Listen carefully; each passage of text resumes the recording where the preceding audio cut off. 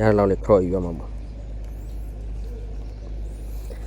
ဒီနေ့ကတော့ကျွန်တော်ဓာတ်ပုံပဲ့ရနေပဲဖြစ်ပါတယ်ကျွန်တော်ပြင်းလို့ပေါ့နော်ကျွန်တော်အဲ့လိုပဲပြင်းဓာတ်ပုံပဲ့ရတယ်ဗျာဒီကဓာတ်ပုံရိုက်တယ်ဆိုတော့ဝေးဝေးလဲလန်တော့မဟုတ်ပါဘူးဗျာကျွန်တော်မျက်နှာတောင်ကောင်းကောင်းမတည့်ရသေးဘူးဒါနေ့ဒီနေ့ဓာတ်ပုံလေးတွေပြင်းပြီးတော့အဲ့လိုနည်းနည်းစေးပန်းဖြစ်မယ်ဆိုပြီးတော့ဓာတ်ပုံလေးတွေကင်မရာလေးထုတ်ပြီးတော့လာရိုက်တာပါကျွန်တော်အခုတုံးနေရတော့ Sony A73 နဲ့ကျွန်တော်85 1.8 တုံးနေပါဘူးကျွန်တော်ဝယ်တော့က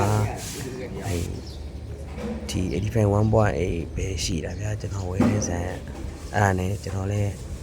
ကင်မရာ body ဝယ်ပြီးသွားပြီဆိုတော့အဲ့ဒါနဲ့ရှိတဲ့ဥစ္စာဝယ်လာလို့ပြောလို့ရတယ်နောက်တယ် portrait ရရင်လုံးမှာပဲဆိုတော့လေဒါ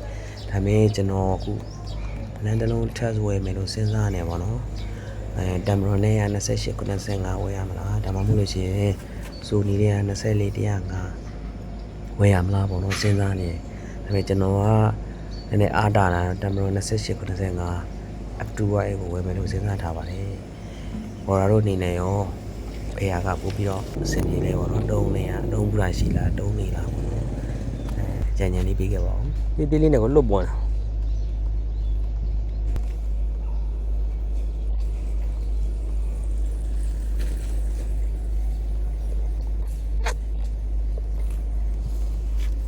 လူရိုက်နေလည်းမမိလိုက်ဘူး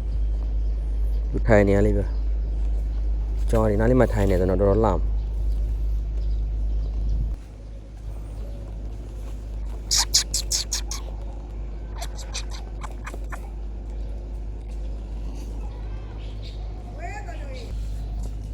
ကျွန်တော်အဲ့လိုတဘာဝ